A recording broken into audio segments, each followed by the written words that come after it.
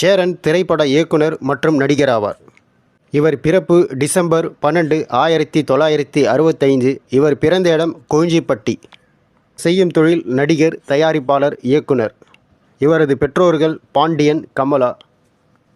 சொல்ல மறந்த கதை 2000, தவமாய் தவமிருந்து 2005, பொக்கிஷம் 2009, முரண் 2011 போன்ற பல திரைப்படங்களில் கதாநாயகனாக நடித்துள்ளார்.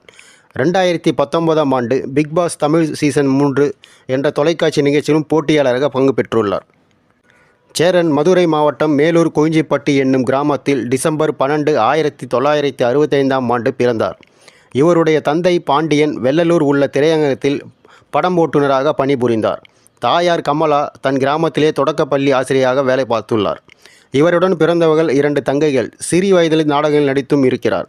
2 ஆண்டுகளுக்கு ஒரு முறை நடைபெறும் தமிழ்நாடு திரைப்பட இயக்குநர்கள் சங்கம் தேர்தலில் ஜூன் 19, 2011 அன்று நடந்த தேர்தலில் போட்டியின்றி தேர்வு செய்யப்பட்ட 2 துணைத் தலைவர்களில் சேரனும் ஒருவர் ஆவார்.